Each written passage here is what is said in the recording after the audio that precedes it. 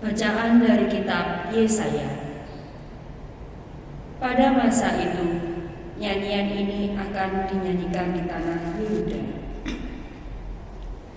Kita mempunyai kota yang kuat. Tuhan telah memasang tembok dan benteng untuk keselamatan kita. Bukalah pintu-pintu gerbangnya, agar masuklah bangsa yang benar dan yang tetap setia. Engkau menjaga orang yang teguh hatinya dengan damai sejahtera, sebab ia percaya kepadamu. Percayalah kepada Tuhan selama-lamanya, sebab Tuhan Allah adalah gunung batu yang kekal. Kota-kota di atas gunung telah ditaklukkannya, benteng-benteng yang kuat telah dirobohkannya, diratakannya dengan tanah dan dicampakkannya menjadi debu. Kaki orang-orang sengsara dan telapak orang-orang lemah akan menginjak-injaknya. Demikianlah sabda Tuhan. Diberkatilah Dia yang datang dalam nama Tuhan. Diberkatilah Dia yang datang dalam nama Tuhan. Bersyukurlah kepada Tuhan sebab Ia baik, kekal abadi kasih setianya. Lebih baik berlindung pada Tuhan daripada percaya kepada insan. Lebih baik berlindung kepada Tuhan daripada percaya kepada para bangsawan. Diberkatilah Dia yang datang dalam nama Tuhan.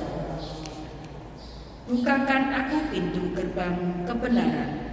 Aku hendak masuk ke dalamnya, hendak mengucap syukur kepada Tuhan. Inilah pintu gerbang Tuhan. Orang-orang benar akan masuk ke dalamnya. Aku bersyukur kepadamu, sebab Engkau telah menjawab aku dan telah menjadi keselamatanku. Diberkatilah Dia yang datang dalam nama Tuhan. Ya Tuhan, berilah kiranya keselamatan. Ya Tuhan, berilah kiranya kemujuran. Diberkatilah Dia yang datang dalam nama Tuhan. Kami memberkati kamu dari dalam rumah Tuhan.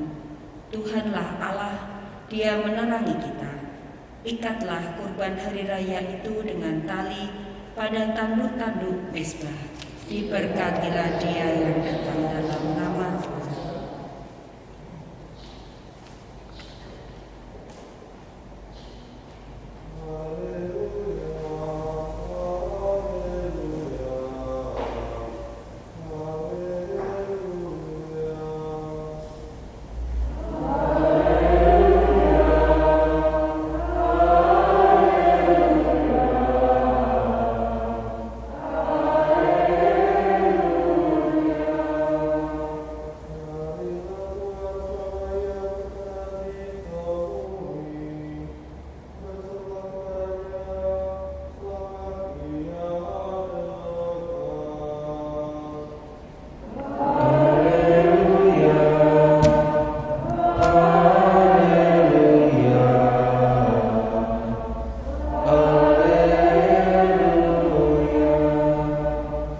Tuhan bersamamu. Inilah Injil Yesus Kristus menurut Matius.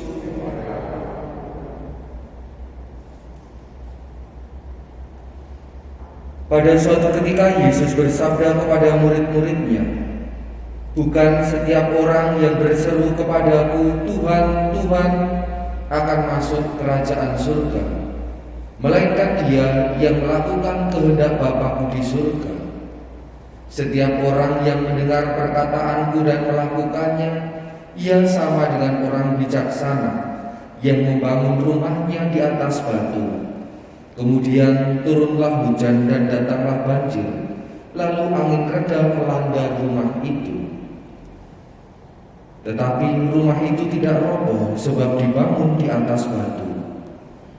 Tetapi setiap orang yang mendengar perkataanku dan tidak melakukannya, ia sama dengan orang bodoh yang membangun rumahnya di atas pasir.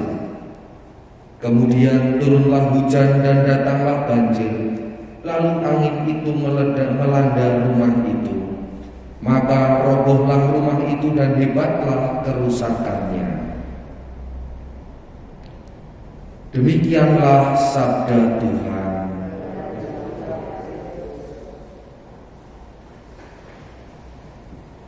Saudara-saudari yang terkasih dalam Kristus, melalui Injil yang kita dengarkan hari ini, kita diingatkan, diajarkan oleh Tuhan Yesus bahwa ada dua dimensi dari iman. Yang pertama adalah dimensi ritual, yang kedua adalah dimensi aktual. Atau gampangnya, yang ritual itu antara urusan manusia dengan Tuhan, lalu yang aktual itu urusan manusia dengan manusia sebagai perwujudan iman itu.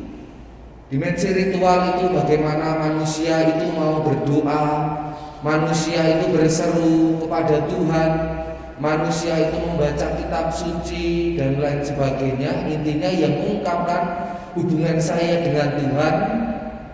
Lalu dimensi yang aktual itu di mana iman itu perlu diwujudkan. Jadi iman tidak hanya sekedar dalam doa saja, iman tidak hanya sekedar dalam kata-kata saja, tetapi juga harus diwujudkan dalam sebuah tindakan nyata. Dua hal ini tidak bisa dipisahkan.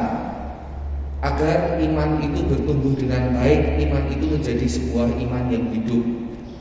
Maka ini bisa diumpamakan juga dengan sebuah keluarga. Tidak mungkin sebuah keluarga yang baik itu yang penting saya berbuat baik kepada pasangan saya, tapi saya tidak pernah ngobrol dengan dia. Yang penting istri itu memasakkan keluarganya, masakan suaminya, membuatkan hidangan kepada suaminya, intinya menyiapkan segala pakaiannya dan lain sebagainya, membersihkan rumah. Tetapi kalau dia tidak pernah berkomunikasi, ngobrol ataupun keluar bareng, duduk bareng, makan bareng, itu juga bukan menjadi sebuah keluarga yang sehat. Lalu juga tidak mungkin keluarga itu menjadi keluarga yang sungguh-sungguh baik kalau hanya yang ngomongnya baik saja, tetapi dalam sikapnya, dalam tindakannya mereka saling mengejek, saling menghina. Jadi tindakannya baik atau kata-katanya itu baik, tapi tidak ada perbuatan nyatanya, itu tidak baik. Tapi juga tidak baik kalau tidak pernah berkata-kata, tidak pernah ngobrol, yang penting tindakannya baik, itu juga kurang baik. Dua-duanya dalam membangun sebuah rumah tangga ini juga perlu adanya komunikasi, ngobrol, duduk bersama, yang itu quality time dengan keluarga itu, makan bersama, mungkin nonton TV bersama. Selain juga adanya tindakan-tindakan melakukan kewajiban sebagai, ya, kalau yang istri sebagai istri, yang suami sebagai suami. Dengan melakukan dua hal ini, maka dapat dikatakan kalau orang dalam perkataan itu baik, komunikasinya baik, lalu tindakannya itu baik, melaksanakan kewajibannya baik, maka di situ juga bisa dilihat bahwa itu juga menjadi indikator keluarga itu juga menjadi keluarga yang baik. Demikian pula soal iman. Iman tidak bisa kalau hanya yang penting urusan saya dengan Tuhan. Saya berdoa, saya misa, saya baca kitab suci, tapi dalam tindakan itu tidak mewujudkan cinta kasih, tidak mewujudkan kebaikan, itu juga bukan merupakan iman yang sehat. Atau yang penting saya berbuat baik, sudah beres, tapi tidak pernah berdoa, tidak pernah baca kitab suci, tidak pernah melakukan tindakan-tindakan ritual berdoa kepada Tuhan, yaitu juga bukan merupakan iman yang baik. Maka melalui Injil hari ini, Yesus mengingatkan akan dua dimensi dari iman ini yang perlu kita lakukan dua-duanya agar iman kita menjadi bertumbuh, agar iman kita menjadi dewasa. Berkat Tuhan senantiasa menyertai kita semua.